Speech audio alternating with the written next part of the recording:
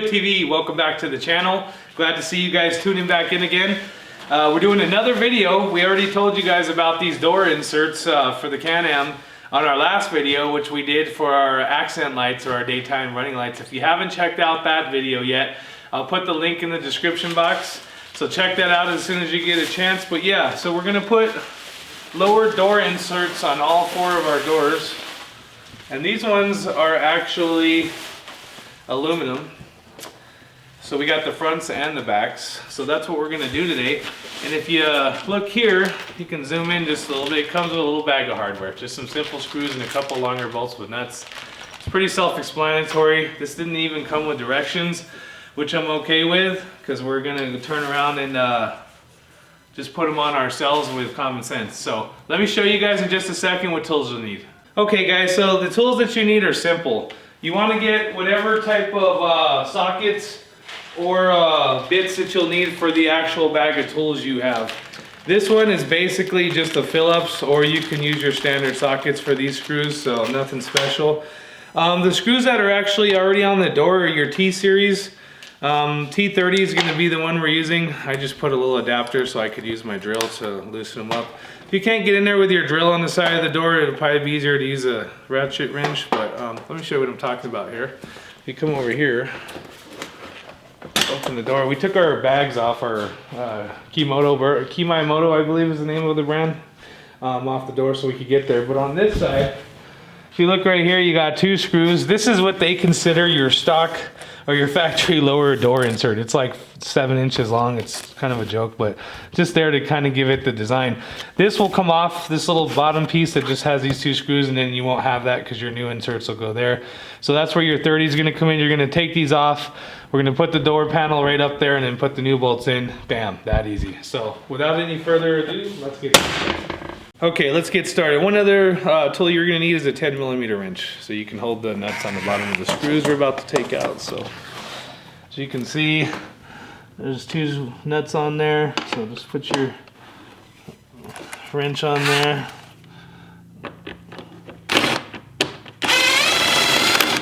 There it is. And you got a nut.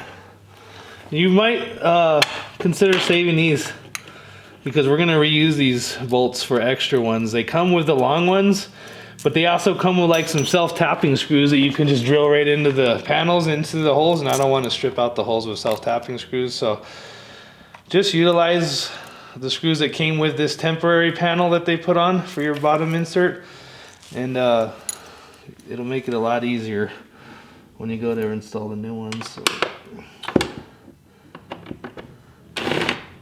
this one, there it is, just like that. I'm dropping everything, but it's okay. So make sure you pick up everything before you lose it all. I'm one of those fickle people that, you know, guys will start throwing nuts and bolts all over and then go back and get them after they're done, but then you lose track of what goes where. So I do it as I go. So there we go. So simply, that's all it's holding on this, I believe. So this should just pop off. And that's it. Okay guys, so showing you the little bits of trouble we were having at first is it's just getting this thing settled so you can get it in. It comes with a third screw. Remember I told you could use the old 2 bolts that came out, and then you have another longer one, so you don't have to actually, and then what they want you to do is drill those self-tappers into here through the door, and I don't want to do that. I don't want to strip the holes out in case I ever decide to change these out.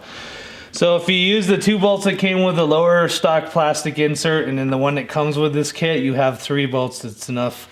Don't tighten them on. They have little slots in here, so you can move this back and forth like this until you get it right perfect with your door. And when you close the door, you're going to want this thing, and that cord for our light is in the way, but let me unplug that. So you guys can just see what it looks like when it shuts. But it's sitting loose. So you're gonna basically get it on there like this. And you're gonna tighten it up nice and tight. And it'll sit just the way it should, just like that, once it's nice and tight right here. So, and then your door will actually line up decently like it should when it closes. And then when it's all said and done, it'll actually look right. So that's what you're gonna do for each one of these doors, is you're gonna put them on, temporarily get your bolts hanging there so it holds the door in place. And then decide right where you want it. You want it up against there more, or do you like it back a little bit? Once you tighten this, that's when you're gonna see how it sits. So, and there's a lip on this door, which is kind of cool. So, the lip on this, not the door, but the lip on this panel will sit, and then once you shut it, it's actually gonna tuck this in right and make it sit flush. So, it's looking a little bit wobbly, but we'll come right back to you guys. We're just gonna tighten the 3 screws and then show you what it looks like. This is real simple, so you don't really have to see anything other than the 3 screws that are letting it sit there right now. So we'll be right back. All right guys, so let's start the back door. So same thing, you're gonna take this little lower plastic insert out they gave you stock. Get your, was this one the number 10? To hold onto the nut. And then you're gonna have to try to get this one in here, which I think might be a little bit difficult here. You may have to just, I don't even know if I actually need this because they put these on so loose. I think I can just put my hand in there, and honestly, even if I wanted to use my ratchet wrench side, turn it over. There we go. Look at that. I don't even need.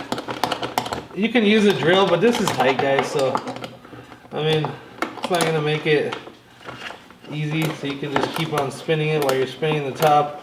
And actually I just did another video recently, and it was for the daylight running lights, or the day running daylights I believe, or accent lights anyway. And it was easier to get the whole front cover off of this machine than these stupid screws for these stupid little lower inserts that come stock. It's like, see? Then you have a nut on the other side, like so. So it's just a screw, make sure you're focused. Kind of like that, just screws. So yeah, like I said, you have 2 of them. And then a third one actually comes with the package and hardware that goes with the lower inserts we're putting on. This one looks like it has a third one right there. So we'll have to get that one off too. Well, let's get back to this again. Alright. And just do this by hand. So loosen. The ratchet wrenches make everything go a lot easier. So if you have ratchet wrenches, use them. Once you break it a little bit loose, it comes right off like that. Today's been one of those days where I'm dropping everything, so if you haven't noticed, jinx myself right away. There goes the nut, the bolt. What else are we gonna drop today?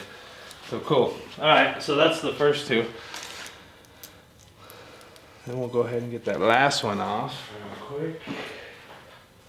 That'll make everything go a little bit easier. Okay. Go ahead and put that on my.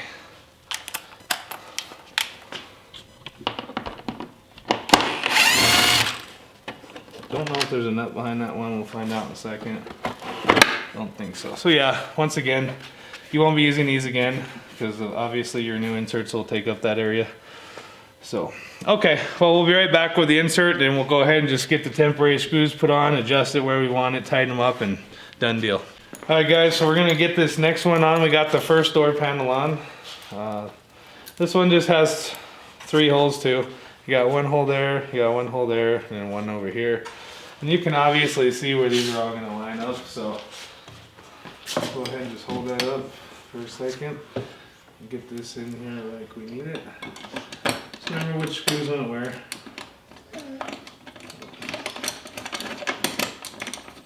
Get in there, right?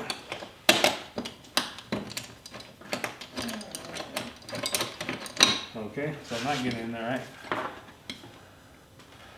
It's just trying to find it is the trouble. There we go.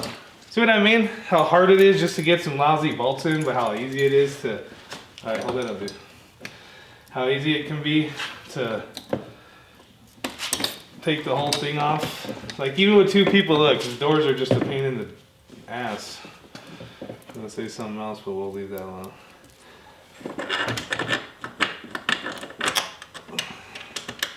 And like I said, just get them started. Just get them threaded on a little bit, and you can come back and adjust and tighten them. If you don't, then you're gonna have them all tweaked looking. It takes a little bit of adjusting on these. Okay, so guys, like I said, I wasn't gonna go in and do every single screw. There's 3 screws in each one of these doors. You take off the lower door inserts, the plastic piece that was here on each one of these doors like I showed you. And then basically, I had to remove my door bags because I have a few door bags, but it's just 3 screws. 1, 2, 3 on each one of those doors. Put the panel up, put your 3 screws in, make sure you adjust the panels so it seams right, and then you can see that's as easy as it gets. So this was a quick and easy video. If you happen to buy these inserts, you know how easy it's gonna be. Makes the ride look clean overall. If you take a quick look here, you can see that everything just came out super clean. Makes the doors look real nice. So amongst all of that, we have a new playlist category. It's gonna be MREs in survival food. We're gonna actually show them to you, different types of MREs, freeze-dried food. We'll cook it, eat it, try it out, see how that works out. And then I guess what we'll be doing next on this guy in the near future is we're gonna be putting the trims that go right here, splash guards. And I'm not talking about these big beefy ones that stick out this far. I've got some nice tactical looking splash guards that'll go right on either side of this. Give the side a little bit more of a tactical beefy look. So that's what we're going for. That'll be the next video on this. I appreciate you guys tuning in. If you haven't subscribed, please consider subscribing. If you want to see more videos, don't forget to hit the notifications bell. And if you're looking for any information regarding these doors or anything else, don't forget to check the description box. I appreciate you guys tuning in to Review It TV, and we'll see you guys next time.